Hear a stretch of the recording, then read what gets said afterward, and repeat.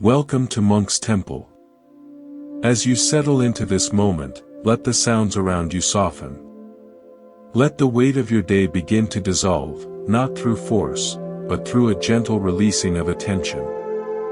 There is nowhere you need to be, nothing you need to achieve in this space. Simply allow yourself to listen, not just with your ears, but with the whole of your being.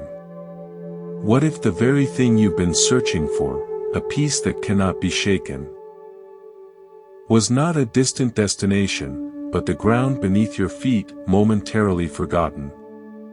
For so long, I believed my sensitivity was a flaw.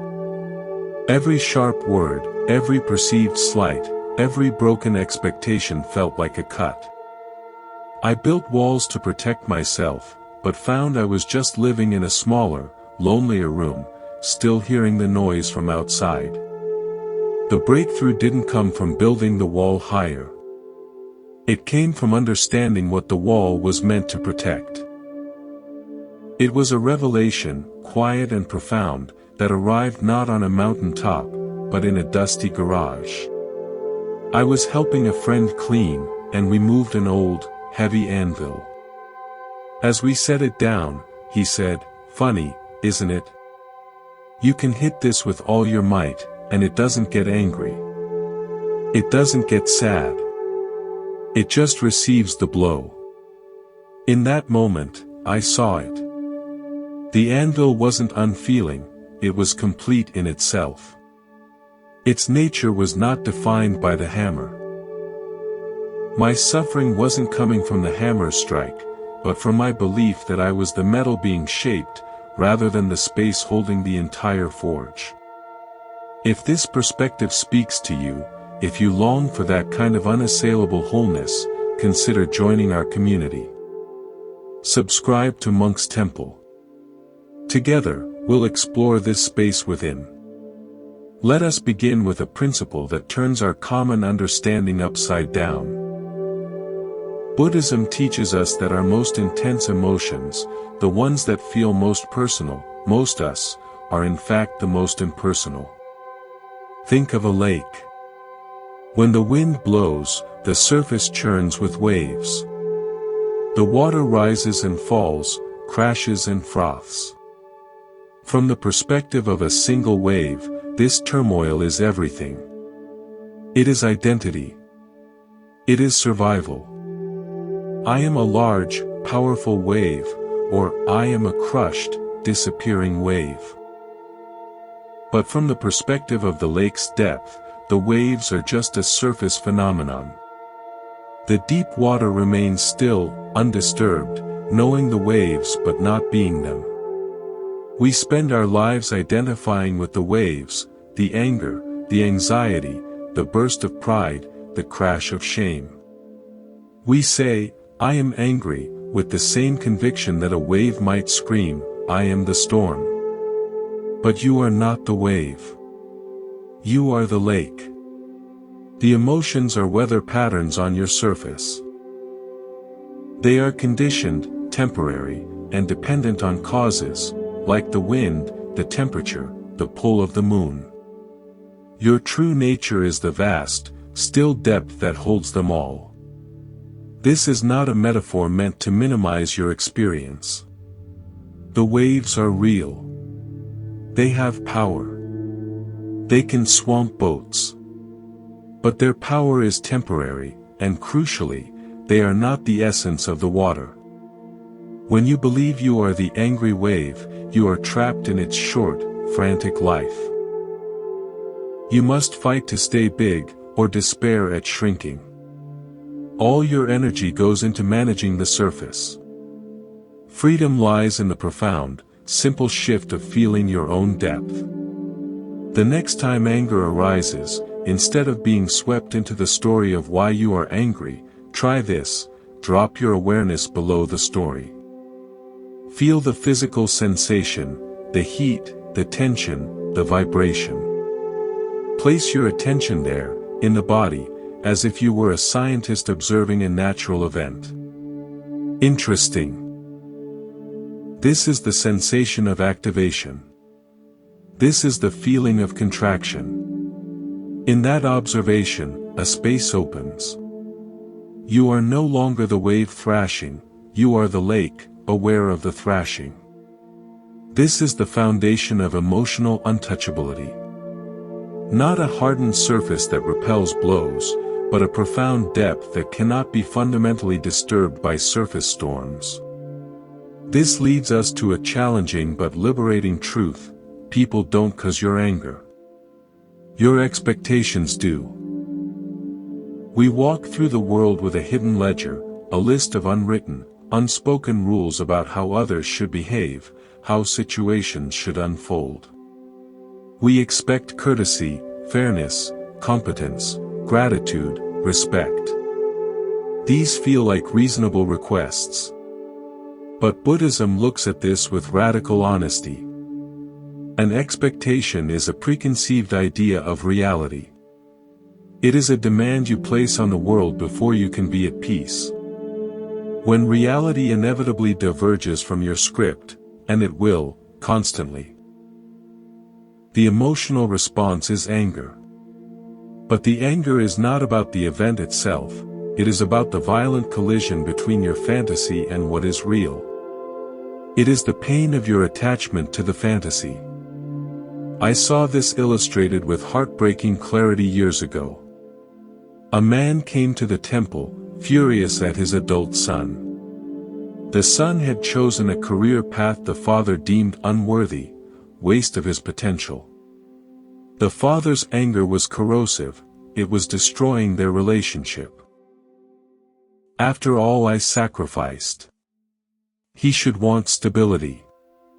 He should honor my wisdom. His sentences were full of should.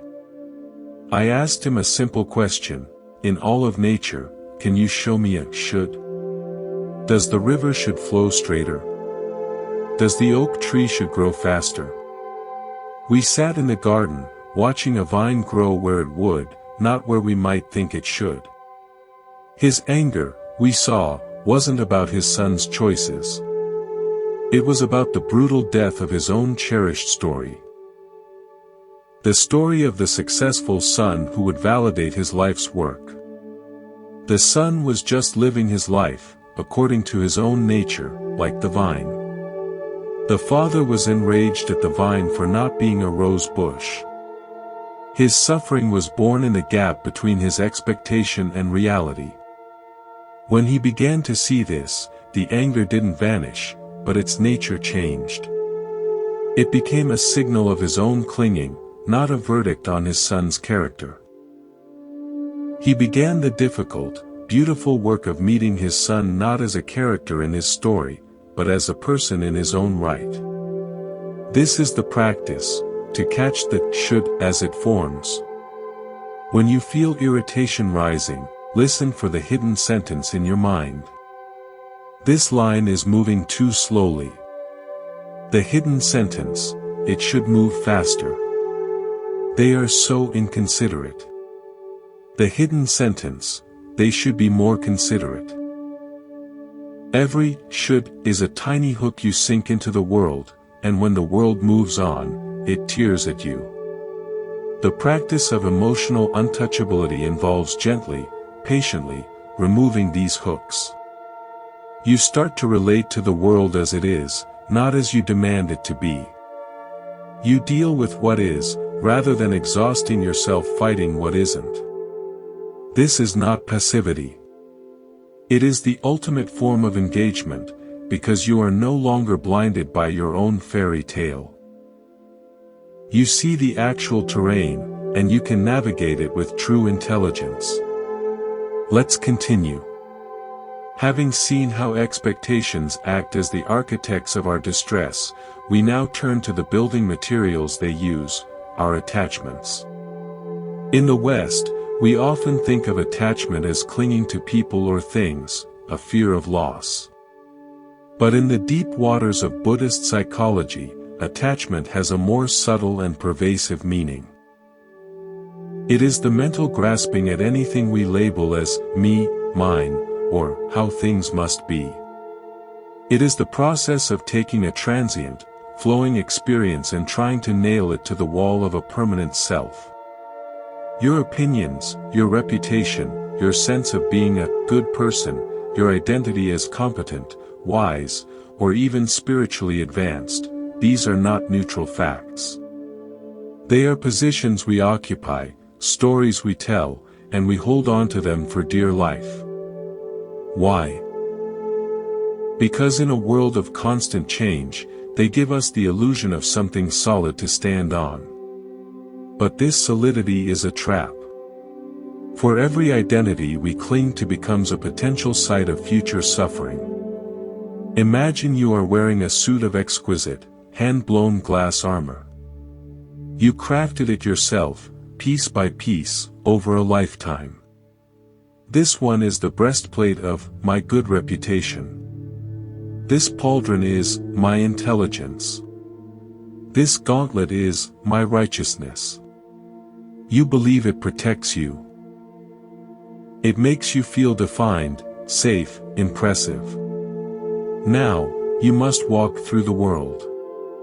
And the world is full of unexpected movements, elbows, doorways, playful children. The moment something, a careless word, a missed promotion, a simple mistake, bumps against that glass armor, it doesn't protect you. It shatters. And the cutting shards are not made of the other person's action, they are made of your own carefully crafted identity. The pain you feel is not from the bump. It is from the fragmentation of the story you believed was you. Anger, in this light, is the alarm bell that rings when the glass is struck. It is not a defense of you, it is a defense of the fragile armor you've mistaken for your skin. The path, then, is not to build better, stronger armor. It is to realize you never needed it in the first place. It is to stop identifying with the glass sculptures. A profound story from my own life illustrates this. In my early years of teaching, I was intensely attached to being seen as a peaceful guide.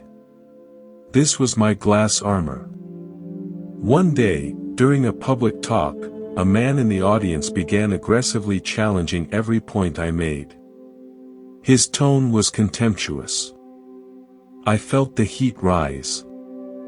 I felt my peaceful teacher armor beginning to crack under the pressure of his disdain. My mind raced, everyone will see I'm a fraud. I need to defeat his argument perfectly to prove my equanimity. In that moment of panic, I caught myself. I saw the attachment, the fragile identity I was defending. Instead of feeding the argument or trying to silently suppress my rage, I did something simple. I stopped. I took a slow, visible breath, and said to him, and to the room, you are asking important, challenging questions. I feel my own defensiveness rising, wanting to prove a point. So let me step out of the way for a moment. Could you restate your core concern? I want to make sure I understand it before I respond. The shift was instantaneous. By naming my own attachment aloud, I disarmed it. The armor vanished. I was no longer a peaceful teacher under attack, I was just a human in a dialogue. My anger dissolved into curiosity. His aggression, having nothing solid to push against, softened. We had a real conversation. The attachment to the identity was the only thing that had been threatened. This is the practice of using triggers as diagnostics. When a reaction flares, instead of looking outward at the offending person, turn the light of inquiry inward. Ask gently, what piece of glass just cracked? What story of me feels threatened here? Is it the story of the competent professional? The loving parent? The person who is always in control? The one who is never disrespected? See the story as a story, a useful narrative, perhaps, but not your core. You are not the reputation. You are the awareness that knows the reputation is being discussed. You are not your competence. You are the space in which the feeling of incompetence arises and passes. This de-identification is a gentle, gradual process. You don't blast the armor off, you simply, through repeated recognition, stop believing you are inside it. You begin to inhabit the open, vulnerable, and infinitely resilient space that was there all along. This brings us to a powerful companion on the path. Intentional silence. In a culture that prizes quick retorts and winning debates, silence is often interpreted as weakness, as losing, as having nothing to say. We feel a compelling urgency to set the record straight, to correct, to explain, to defend. This urgency is the voice of the glass armor, screaming as it cracks. But Buddhism offers a radically different view. Conscious, chosen silence is not weakness. It is the ultimate containment of your power. It is the decision not to let your inner turmoil be drafted into an external war. Think of a deep well in a forest. If you throw a stone into it, there is a moment of impact, but then silence. The well absorbs the stone and returns to stillness. It does not throw the stone back. It does not overflow. Your reactive mind is like a shallow puddle. A thrown stone causes it to splash wildly, losing its form, muddying the water. Your trained awareness can become the well. When a provoking word is thrown your way, you have a choice, to be the puddle that splashes back with angry words, or to be the well that receives the impact in its depth and maintains its clarity. Silence is the practice of being the well. It allows the emotional energy to be absorbed and transformed in the vastness of your awareness, rather than being reflexively hurled back, perpetuating the cycle. I learned this not from a sage, but from a dog. A large, often agitated dog lived near the monastery. It would bark ferociously at anyone who passed. People would yell back, throw things, or run away, which only excited the dog more. One day, I decided to experiment. As I walked past, the dog charged the fence, barking wildly. Instead of reacting, I stopped. I stood in silence, looking not at the dog, but through the noise, feeling my own feet on the ground, my own breath. I didn't try to send it calm vibes or love. I simply refused to engage in its energy. I was just a silent, still presence. The barked insults had no target, no puddle to splash. The dog's barking became erratic, then puzzled, then stopped. It whined, sniffed the air, and lay down. My silence hadn't dominated the dog, it had simply refused to participate in the dance of aggression. It was a more powerful boundary than any shout. Our inner provocations are much the same. They bark for a reaction. Silence is the space that denies them the fuel they crave. It is how you reclaim sovereignty over your inner world. To continue, let's explore a force often mistaken for a virtue in our struggle: control. We believe that if we can just control our environment, other people's actions, the flow of events, then we will finally be at peace. We micromanage, we persuade, we demand, we worry, all in the service of trying to force reality into a shape that feels safe to us. Buddhism presents a startlingly different equation. It suggests that the need to control is not the source of our strength, but the very root of our fragility. It is the reason we feel so easily threatened, so constantly on edge.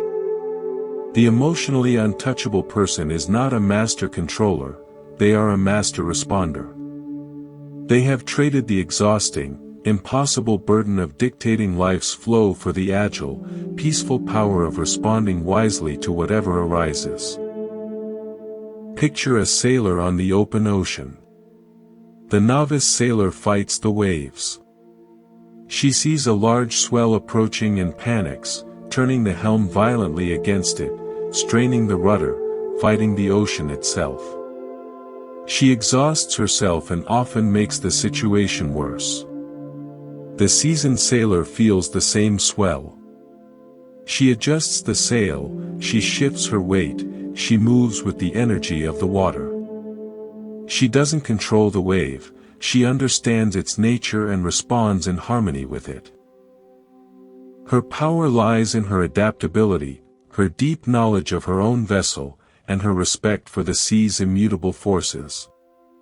Our desire to control people and situations is like the novice sailor fighting the ocean. We are pitting our fragile will against the monumental, causal forces of the universe, against other people's lifetime of conditioning, against the complex web of past actions, against the simple, unpredictable happening of life.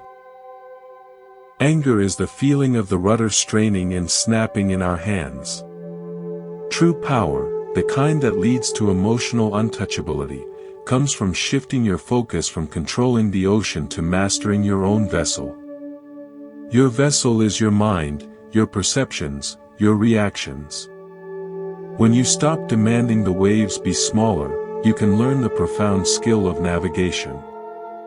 This means when someone speaks harshly, you are no longer focused on controlling their speech, the wave, but on managing your own internal resonance, your vessel's stability. You notice the impact, you feel the sting, and then you ask, how do I adjust my sails? Do I need to create distance? Do I need to speak a boundary? Or do I simply need to steady my own stance and let this wave pass beneath me? This shifts you from a position of powerless frustration to one of empowered agency. I witnessed a beautiful example of this with a woman named Clara, who managed a busy team. She was perpetually stressed and angry, feeling her team was incompetent and wouldn't follow her precise systems. She tried to control every detail, which led to resentment on both sides. Her glass armor was the competent manager who is in control. It was constantly cracking. We reframed her role not as the controller of the team, but as the gardener of the environment. A gardener doesn't scream at a plant to grow faster. She doesn't control the sun or the rain. She controls what she can.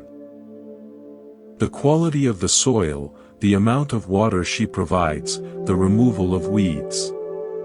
She understands each plant's nature and provides conditions for it to thrive. Clara began to focus only on what was truly hers, providing clear information, offering support, removing obstacles. She released the demand that people respond exactly as she would. The change was dramatic. Her anger melted into a calm, focused diligence. The team, feeling the pressure lift, began to blossom with their own solutions. She traded the brittle identity of controller for the resilient, fluid role of cultivator. Her peace was no longer hostage to their performance. This leads us to one of the most transformative tools on this path, compassionate discernment. Often, compassion is sold as a warm, fuzzy feeling of liking everyone. That is not only unsustainable, it can be unwise. Buddhist compassion is something far more robust and clear-eyed. It is the intellectual and empathetic understanding of causality. It is looking at a person acting harmfully and seeing not a monster, but a malfunction.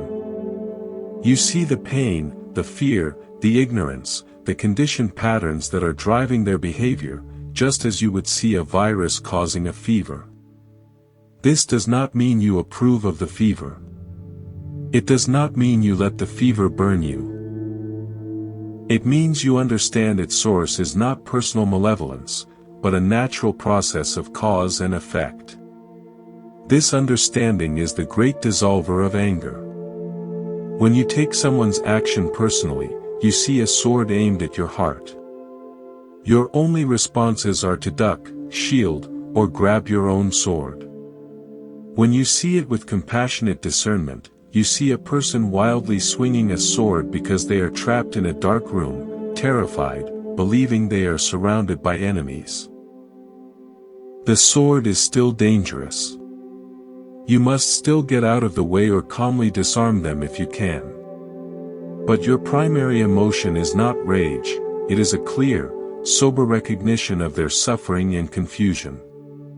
This recognition protects you. It prevents the poison of hatred from entering your system. It allows you to act, to set a boundary, to walk away, to defend yourself, from a place of clean, unclouded intelligence, not from a poisoned heart. A story from the temple's kitchen taught me this. A volunteer, a kind man named Ben, was always clashing with another, older volunteer named Arthur. Arthur was critical, territorial, and sharp-tongued. Ben seethed with resentment, seeing Arthur as a malicious, mean-spirited man. One day, I asked Ben to come with me to deliver groceries to Arthur's home, which he did alone. Arthur's house was isolated, meticulously ordered, and filled with photographs of a military unit. He lived alone. Over a cup of tea, Arthur didn't speak of the kitchen, but of the war decades past, of the brothers he lost, of the constant vigilance needed to keep them alive, and the unbearable guilt when he could not. His entire life had become a shrine to control, because in the one moment that mattered most, he had none. His sharpness in the kitchen wasn't about Ben, it was the last stand of a soldier forever trying to control a chaotic world to prevent catastrophe. Ben told me later, I didn't just see a rude old man. I saw a heart that had been frozen in a moment of terror 50 years ago. His anger vanished. It was replaced by a compassionate clarity. He didn't let Arthur walk over him, he simply stopped taking the barbs personally. He started giving Arthur very precise, structured tasks in the kitchen, a sense of controlled purpose. The dynamic transformed.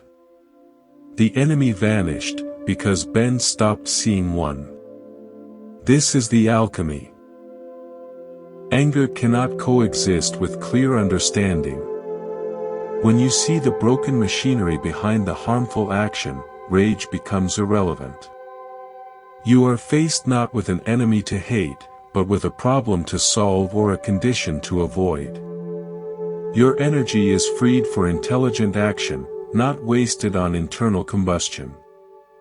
This is how you become untouchable, not by building a fort, but by removing the illusion that you are ever truly under siege. Let us continue. We arrive now at a principle that may feel like a surrender, but is in truth the greatest victory you can claim over your own suffering, non-resistance to what is, at its core. Most of our emotional pain is not born from the event itself, but from our inner argument with reality. Something happens. Immediately, the mind splits. One part observes the event. The other part, loud and frantic, shouts a protest. This shouldn't be happening. This isn't fair. They can't do that. This protest, this inner civil war, is resistance. And resistance is the engine of suffering. It is the act of banging your head against a wall that has already been built, screaming for it to not be a wall. The wall does not care.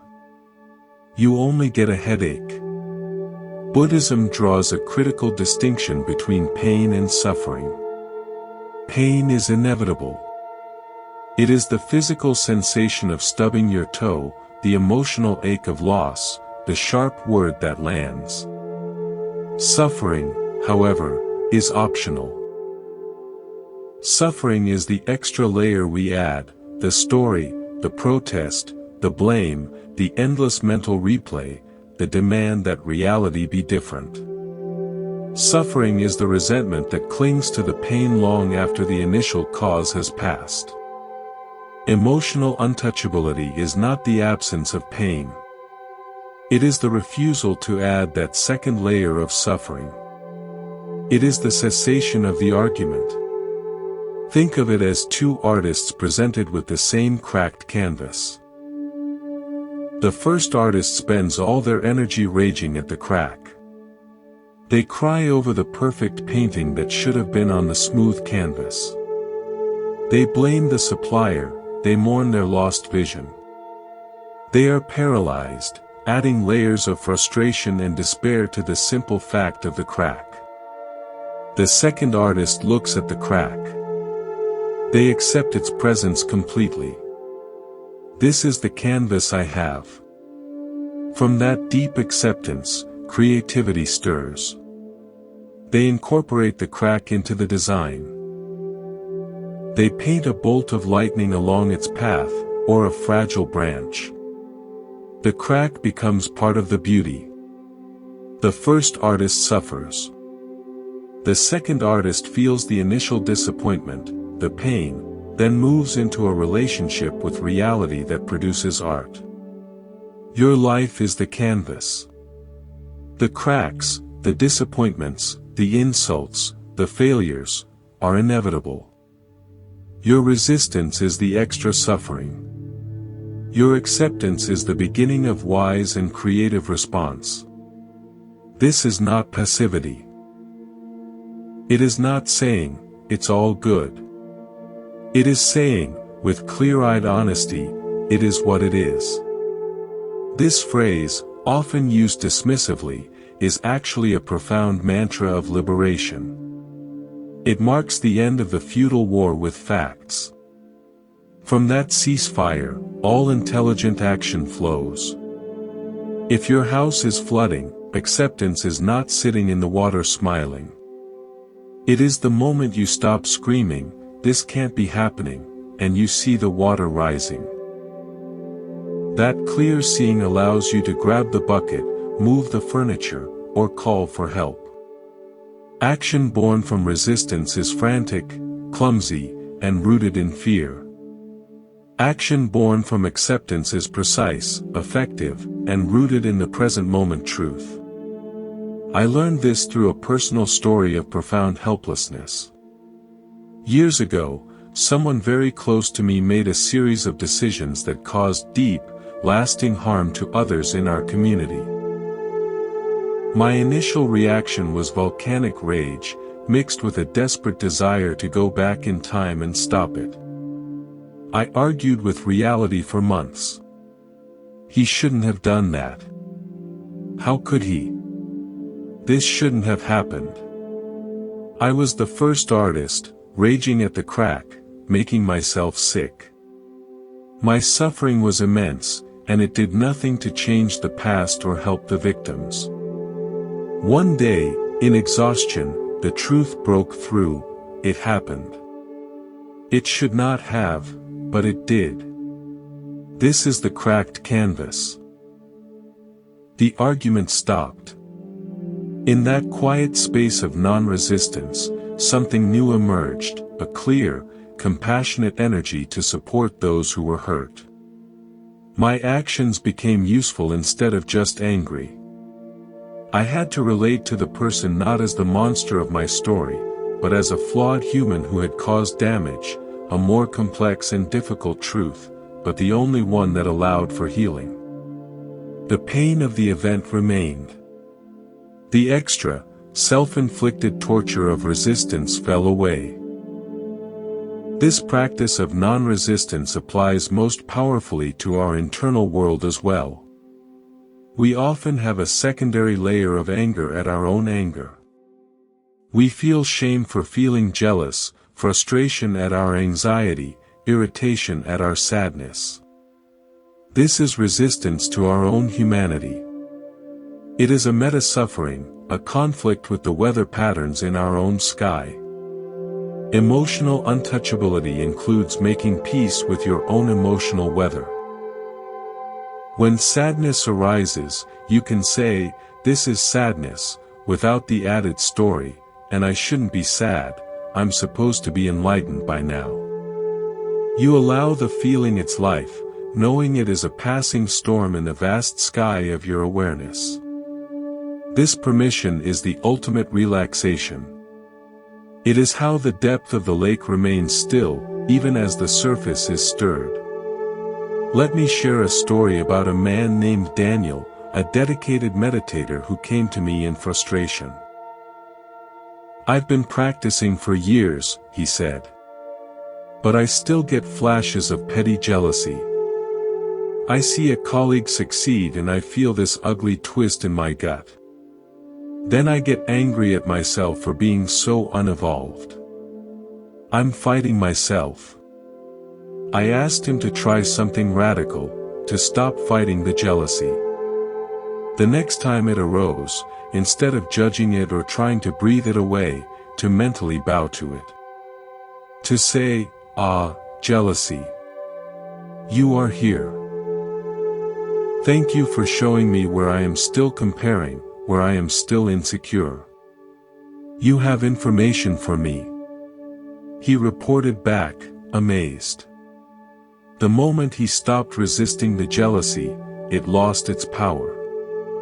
It would arise, deliver its message about his own clinging to status, and then simply dissolve, leaving behind not self-hatred, but useful insight. He stopped being at war with his own heart. His inner world became a place of curious exploration, not a battleground. This is the profound freedom of no longer arguing with the world, or with yourself. Peace is not a shiny trophy you win after defeating all your enemies, internal and external. Peace is the quiet that settles in the room when the argument stops. It was there all along, beneath the noise. When you stop resisting what is, you are not giving up. You are coming home. You are aligning yourself with the fundamental flow of existence, which is change itself. In that alignment, you find a strength that is flexible, a peace that is unshakable, and a clarity that sees the crack not as a flaw, but as the starting point of the truest art, the art of living wisely. Let's continue. We've spoken of the sky and the weather, the lake and the waves. Now, let's consider the space that holds it all. In your direct experience, there is a knowing. A knowing of sounds, a knowing of sensations, a knowing of thoughts. Before the thought, "I am angry," forms, there is simply the knowing of a clenched feeling, a heat, a rush of energy. That knowing itself, pure, simple awareness, is the most fundamental fact of your being. It is prior to every emotion, every story, every identity. Buddhism points relentlessly to this as the ground of freedom. You are not the content of your experience, you are the aware space in which all content appears and disappears. To mistake yourself for the content is the root of bondage. To recognize yourself as the space is the dawn of liberation. Imagine walking into an empty, pristine room. The room is silent, clear, still. This is your natural awareness. Now, someone brings in furniture, a loud, gaudy chair of anger, a delicate vase of anxiety, a heavy trunk of grief, a bright lamp of joy. The room can hold all of it. It doesn't become the furniture. If the chair of anger is removed, the room isn't diminished. If the lamp of joy is brought in, the room isn't improved. The room's essential nature is capacity, not content.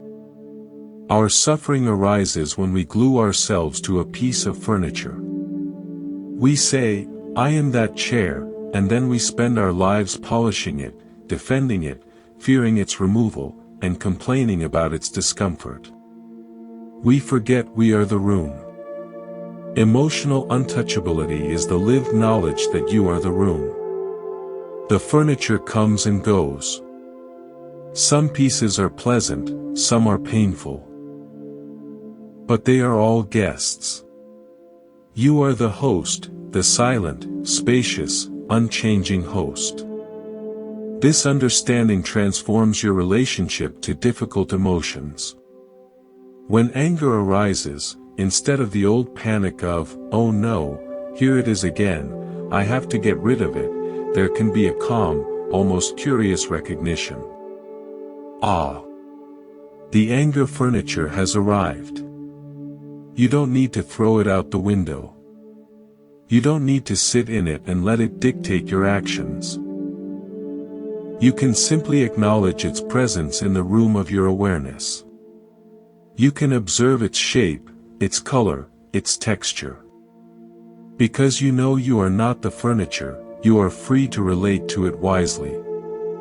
Is it a piece that needs to be gently dismantled through understanding? Or is it just passing through? This shift from fusion to observation is the essence of mindfulness. It is not a technique to calm down, it is a revelation of your true nature. A powerful story from my own practice illustrates this. During an intensive silent retreat, I was beset by a recurring, intense feeling of unworthiness. It was an old, familiar piece of furniture, a dark, heavy cabinet. In the past, I would have become it. I would have spiraled into stories of failure. This time, exhausted by the struggle, I simply sat. I stopped trying to analyze it or push it away. I just allowed the raw, painful sensation to be there, and I paid exquisite attention to the one who was aware of it. I asked, what is it that knows this feeling of unworthiness? I wasn't looking for a philosophical answer. I was feeling for the space itself. And in a moment of grace, the identification broke. The heavy cabinet was still there, but I was no longer inside it. I was the vast, quiet room holding it. The feeling didn't vanish instantly, but its power to define me was gone. It was just a painful object passing through a spacious awareness. That was the moment I understood, not intellectually but in my bones, the meaning of non-identification. The furniture could not harm the room. This brings us to a subtle but crucial point. The end of seeking. Much of our inner turmoil comes from a hidden agenda. We want to use spirituality, meditation, or philosophy to get a better set of furniture. We want to trade the chair of anger for the throne of permanent peace. We want to become someone who never feels this or always feels that. This is just the ego, the sense of a separate self, shopping for a more impressive identity. It's still gluing yourself to furniture, it's just nicer furniture. The freedom Buddhism points to is the freedom from all furniture. It's the relaxation into being the room itself, which is already complete, already whole, already untouched. The peace you seek is not a feeling to acquire. It is the nature of the aware space you already are, once it is no longer cluttered with the drama of identification. I remember a student, Lena, who had a profound awakening experience on retreat, a sense of boundless unity and bliss. She came home floating. But within weeks, she was devastated. The old irritations returned. The traffic bothered her. Her partner's habits annoyed her. She came to me in tears. I lost it. I had that peace, and now it's gone. How do I get it back? I smiled gently. Lena, I said, you are not a dog chasing a peace stick. What you experienced was a glimpse of the room when all the furniture was pushed to the walls. You saw the space itself. Now the furniture is back.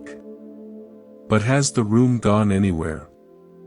Is the space less spacious because there's a couch in it?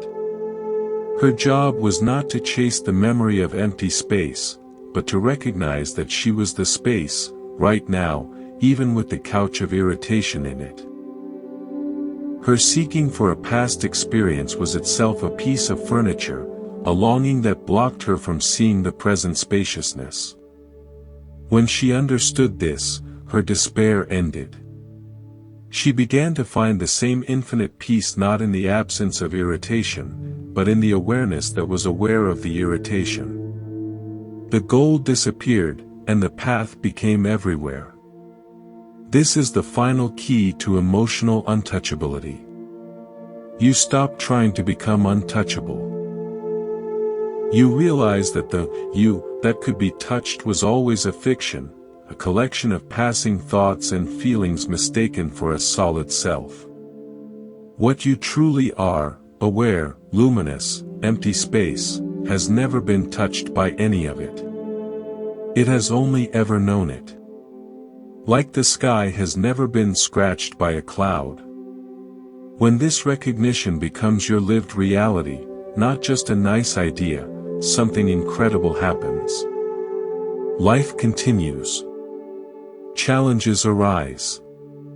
Painful feelings emerge. But there is no central, someone, left for them to destabilize. They are simply known. They arise in you, but they are not you.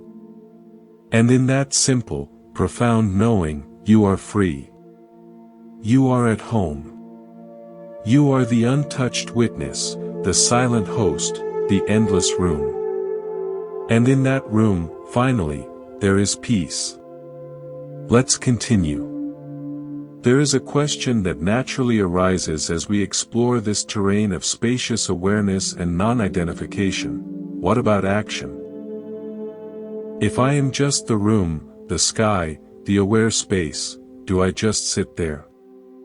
Does nothing matter? This is a critical crossroads, and the Buddhist path offers a brilliant, compassionate answer. Freedom from reactivity is not freedom from response. In fact, it is the prerequisite for truly responsive, wise, and effective action. When you are no longer entangled in the storm, you can see the entire landscape clearly. When you are not busy defending a piece of glass armor, your energy is freed for movement. The emotionally untouchable person is not withdrawn from the world, they are more intelligently, compassionately, and powerfully engaged within it. Their action springs not from a bruised ego, but from a clear perception of what is needed. Think of two archers. The first archer is emotionally entangled.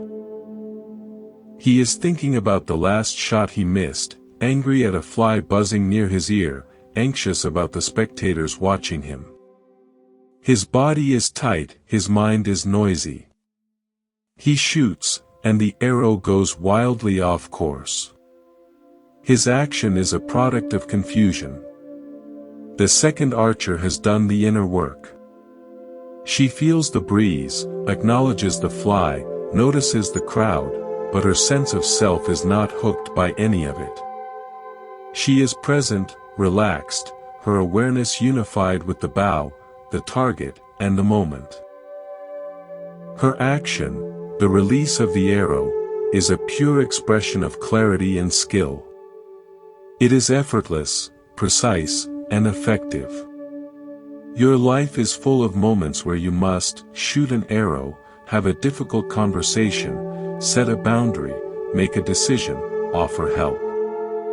When you shoot from the cluttered, reactive mind, you often miss, causing more conflict. When you shoot from the clear space of non-identified awareness, your action has a grace and power that can genuinely change things. This is embodied wisdom. It's not about transcending the human experience, it's about fully inhabiting it with clarity. The awareness we speak of is not a dissociated trance. It is a vibrant, sensitive, fully awake presence in the body, in the moment. It feels the anger as sensations, but doesn't become their story. It hears the harsh words as sound waves, but doesn't construct an epic of victimhood. From this grounded presence, your responses become aligned with reality, not with your fantasies or fears. You might still say no. You might still walk away from a toxic situation. You might still defend someone who is vulnerable. But you do so without the internal screaming, the self-righteousness, or the lingering poison of resentment. The action is clean. It leaves no toxic residue in your own heart. I saw this embodied in a friend named Sam, a paramedic. In his early years, he would burn out quickly. Every call was personal. The injustice of a drunk driver injuring a family would fill him with rage he'd carry home. The frustration with a system's delays would simmer inside him. He was a brilliant medic, but he was being destroyed by the emotional hooks. Then he began to practice. He learned to feel his feet on the ground in the ambulance, to feel the steering wheel in his hands, to hear the siren as just sound. He learned to see patients not as victims who shouldn't have been hurt, but as phenomena of suffering to be met with skilled compassion. He described the shift, "It's like I put on a cloak of clarity. I feel everything more acutely, the pain, the fear, the chaos, but it doesn't stick to me. I'm just the space where it's all happening, and my hands know what to do. I can comfort a grieving parent without collapsing into their grief. I can work on a patient who caused their own injury without a flicker of judgment. I go home tired, but not shattered. My heart is still open, but it's not bleeding out." Sam became emotionally untouchable in the most vital way. The world's pain could pass through his awareness without destroying the awareness itself. And from that intact awareness, his skilled, compassionate action flowed unimpeded. This leads us to consider relationships, the ultimate testing ground. We often believe that to be close to someone, we must fuse with them, share their emotions, take their behavior personally. We think entanglement is intimacy. Buddhism suggests a paradox. True intimacy requires non-attachment. This doesn't mean not caring. It means caring so deeply that you are willing to give the other person the space to be who they are, even when it causes you discomfort. It means seeing them clearly, not as a character in your story who should make you happy, but as a separate, flowing stream of consciousness with their own karma, their own pain, their own path. When you stop demanding that their stream flow in a way that pleases your ego, you can actually meet them. You can listen without preparing your defense. You can love without needing to control. Imagine two trees growing close together in a forest. If their roots and branches become too entangled, they stunt each other's growth. They fight for light and nutrients. They become a twisted, single, struggling organism. But if they grow near each other with healthy space between, their roots deep in their own ground, their branches reaching for the sky in their own way, they can provide mutual shelter, share nutrients through the fungal network in the soil, and both become magnificent. Their relationship is one of supportive adjacency, not enmeshment. This is the model for an emotionally untouchable relationship. You are rooted in your own awareness, your own peace. From that stability, you can offer genuine support, because you are not leaning on the other tree to hold you up. Their moods, their opinions, their actions do not threaten your roots. You can love them without needing them to be different. A couple came to the temple once, locked in a cycle of blame. He never listens. She's always nagging. We did a simple exercise. I asked them to sit facing each other and, for 5 minutes, simply to notice their own breath and bodily sensations, while looking at their partner. They were not to think about the other person at all, just to feel their own feet on the floor, their own seat on the cushion, their own breath coming and going. After the silence, their faces had softened. The woman said, "I was so busy feeling my own frustration, I didn't realize how much tension I was holding in my own jaw. It had nothing to do with him." The man said, "I kept waiting for her to say something, and then I just got tired of waiting and started feeling my own heartbeat." It was calm. They glimpsed it, their suffering was in their own entangled reactions, not in the other person. They began the practice of rooting in their own ground before speaking. Arguments didn't disappear, but they lost their nuclear quality. They became discussions between two rooted beings, not battles between two entangled ghosts. This is the gift you give to the world when you become emotionally untouchable. You stop demanding that life, and the people in it, stop triggering you. You become a source of stability, not a source of drama. You become a clear mirror, not a distorted one. Your presence becomes a sanctuary, because you are no longer at war within yourself. And from that inner peace, the most genuine, powerful, and healing action becomes possible. You are no longer a problem to be solved in every situation, you become part of the solution, simply by the nature of your being. Let's continue. We come now to a force so profoundly misunderstood that its true power remains hidden to most of the world. We speak of compassion. In the common understanding, compassion is a soft emotion, a willingness to excuse, to tolerate, to put up with. It is seen as the territory of the passive, the kind, the perhaps naive. But from the vantage point of Buddhist wisdom, this is a pale shadow of the real thing. True compassion, as the Buddha taught it, is not sentimental. It is devastatingly intelligent. It is not a weak acceptance of harm.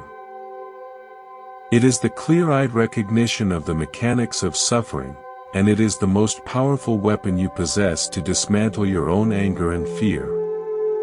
Real compassion is forged in the fire of clear seeing, and it is this quality that makes a person genuinely emotionally untouchable. To understand this, we must look at what anger needs to survive. Anger requires a solid target. It needs a villain, a person who is inherently bad, who chose malice freely, who intended harm. Anger fuels itself on the story of good me versus bad you. Compassion, in its deepest sense, dismantles this story at the structural level. It does not see a villain. It sees a process. It looks at a person acting cruelly and sees not evil, but a perfect storm of ignorance, conditioning, pain, and fear. It sees a human being so blinded by their own suffering that they cause suffering. This is not an excuse. It is a diagnosis. And the correct diagnosis is the first step toward a cure. Both for the situation, and for your own heart. When you see the broken machinery behind the harmful action, righteous rage becomes absurd. You don't get furious at a broken clock for telling the wrong time. You understand it's broken. You may decide not to rely on it, but you don't hate it. Compassion allows you to relate to harmful behavior with this same dispassionate, yet deeply caring, clarity. Think of a master physician in a plague ward. She does not get angry at the patients for being sick, nor does she become emotionally overwhelmed by each cough and fever. She does not take the disease personally. She sees symptoms, understands the underlying virus, and applies treatment with steady, focused hands. Her compassion is in her profound desire to alleviate suffering, expressed through her impeccable skill and calm presence. She is untouchable by the emotional chaos of the ward, not because she doesn't care, but because her caring is so deep it has been refined into effective action. This is the model for compassionate engagement with a difficult world. Your anger is the equivalent of a doctor catching the plague herself out of sheer frustration. It helps no one, especially not you. I learned this lesson not from a saint, but from a bully. In my neighborhood as a child, there was a boy who tormented others. He seemed the very picture of a villain, cruel, strong, enjoying our fear. One day, I saw him outside the grocery store, not with his friends, but with his father. His father was a giant of a man, with a voice like gravel, berating the boy over some small mistake, calling him useless, shaking him by the shoulder. The boy, the bully who terrified us, was shrunk into himself, his eyes cast down, a perfect picture of cowed terror. In that moment, my whole world shifted. I didn't see a monster anymore. I saw a transmission line. I saw pain being passed down, amplified. His bullying wasn't about us, it was the only way he knew to discharge the humiliation and powerlessness he felt at home. He was trying to feel big by making us feel small. My fear of him evaporated, replaced by a kind of sad, clear understanding. I didn't become his friend, and I still avoided him when I could. But my hatred was gone. I saw the machinery. That was compassion.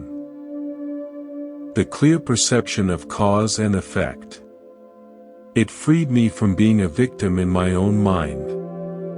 This compassionate clarity is what allows you to set boundaries without hatred. A boundary set in anger is a wall, built with resentment, meant to punish and exclude. It is fragile, because it's fueled by an emotion that will fade. A boundary set from compassionate clarity is a simple, factual line. It says, I see you are acting from confusion and pain. That behavior is harmful. I cannot allow it in my space. This is not a punishment, it is a protection, for me, and in the long run, for you. This kind of boundary carries immense power because it is not personal.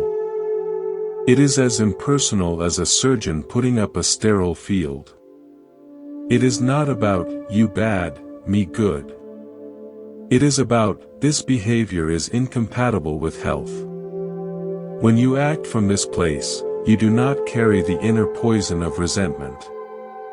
You may feel grief, you may feel firmness, but you do not burn with hatred.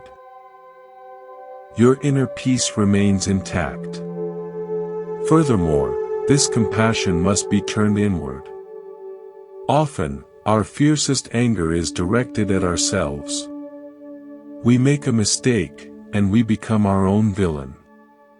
We berate ourselves with the same harshness we might condemn in others. Buddhist compassion ruthlessly applies the same logic here. You are not a villain, you are a process. You acted from a moment of ignorance, fear, or old conditioning. To hate yourself for this is as irrational as hating the rain for being wet. Self-compassion is the practice of seeing your own suffering with clear, gentle eyes.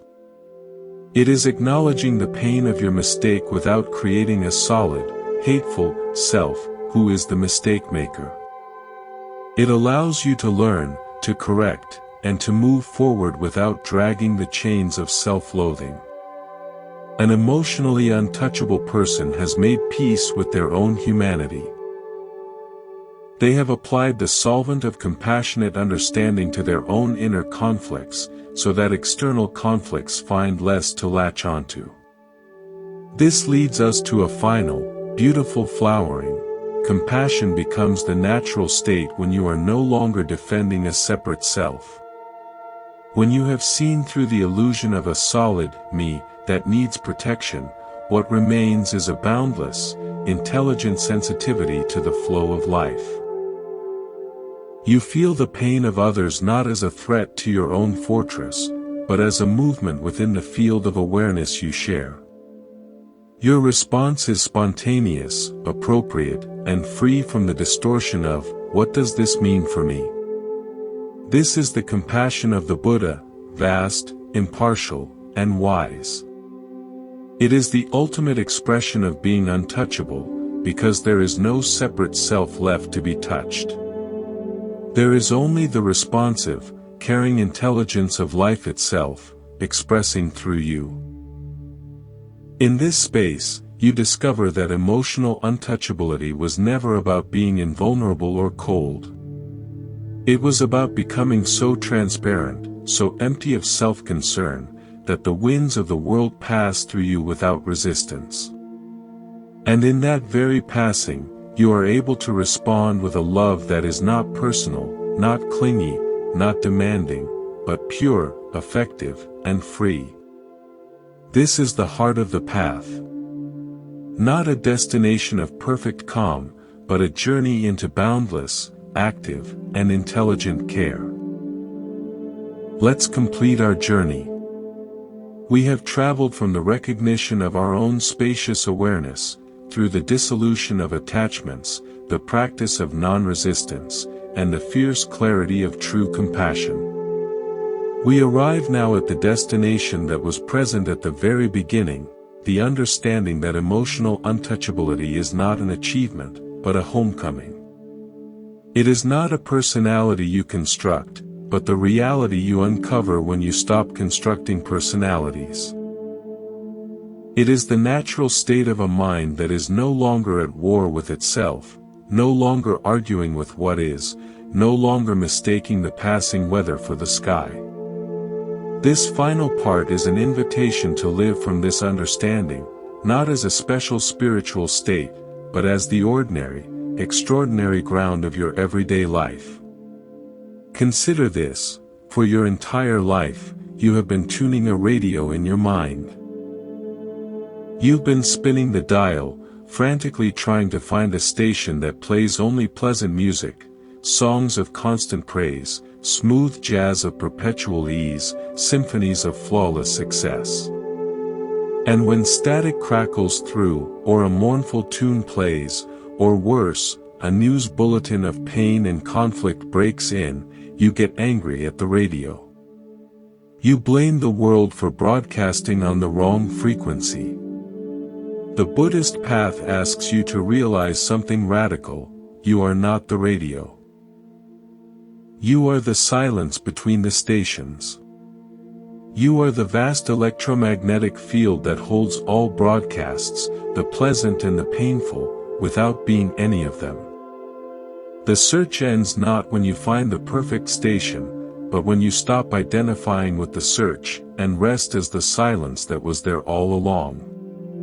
In that silence, you can hear the music, the news, the static, you can engage with it, change the channel if you wish, but you are no longer defined by it. You are free. This is the essence of the final teaching. Peace is not the absence of noise. It is the space that holds the noise without being disturbed by it. Your practice, from this moment forward, is not to become a better radio, but to deepen your familiarity with the silence that you are. It is to notice, again and again, the awareness that is present before, during, and after every thought and feeling. This noticing is not a strenuous meditation technique reserved for the cushion. It is a gentle remembering you can do right now. As you hear my voice, notice the space around the sounds. As you feel your body against the chair, notice the awareness that knows that feeling. This is your anchor. This is your home. Every time you remember this, you are practicing emotional untouchability at its source. So, what does this look like in the raw, unfiltered flow of a human life? It means you will still feel joy when good things happen. You will still feel the sting of loss. You will still get irritated in traffic. The full spectrum of human emotion is not erased. It is, in fact, felt more fully, more cleanly, because it is no longer filtered through a dense layer of self-story. The difference is that these experiences no longer have the power to define you, to hijack you, or to convince you that you are broken. They are simply life, happening. You are the one who is alive, aware, and fundamentally okay. From this place of inner okayness, your actions in the world become an expression of wisdom, not a reaction to threat. I want to leave you with a story of simple mastery, not from a monk, but from a potter I once knew. His name was Henry. He worked at a kickwheel, his hands constantly covered in clay. His workshop was chaotic, filled with half-finished pots, buckets of slip, and drifting dust. I asked him once how he remained so calm amidst the constant potential for disaster. A pot collapsing on the wheel, a glaze firing wrong. He smiled, his eyes clear. He said, "The clay has its own nature. It has its limits, its perfect moisture, its willingness. My job isn't to force it to be a pot. My job is to have a conversation with it. To feel where it wants to go, and to guide it there with steady hands. If it collapses, that's information. The clay wasn't ready, or my hands were rushed. I thank it for the lesson, wedge it back into a ball, and begin again. There's no failure. There's only the conversation." Henry was emotionally untouchable. The collapse of a pot was not a personal affront or a disaster. It was part of the dialogue with reality. His peace was his steady, attentive presence in that dialogue. He was the aware space in which the dance of creation and collapse occurred. He was the sky, and the pots were the weather. This is your invitation. To see your life as that conversation. The people you meet, the challenges you face, the joys that arise, they are all like clay with their own nature. Your conditioning, your past, your body, your mind, this is your clay. Your role is not to force it all into a perfect pot called my flawless life. Your role is to bring the steady, clear, compassionate hands of awareness to the wheel of this present moment. Sometimes the clay will spin into something beautiful. Sometimes it will collapse. Your practice is to stay in the conversation, to feel what is, to respond from awareness, and when necessary, to begin again with the wisdom you've gathered. There is no final pot. There is only the ongoing, creative, sometimes messy, always alive act of shaping this moment from a place of inner freedom. So as we end this time together, carry this with you: you are not the pot. You are not the wheel. You are not even the potter's hands. You are the quiet, intelligent presence behind the hands, which knows the spinning, feels the clay, and is unafraid of collapse. That presence has always been untouchable. It cannot be damaged by praise or blame, success or failure, pleasure or pain. It is your true home. And you can return to it with a single breath, a single remembering, in any moment. Thank you for walking this path of understanding with me at Monk's Temple. May you live from the silence between the stations. May you know yourself as the sky, not the storm. May the compassionate, clear intelligence that you are guide your every step. Be well. Be at peace.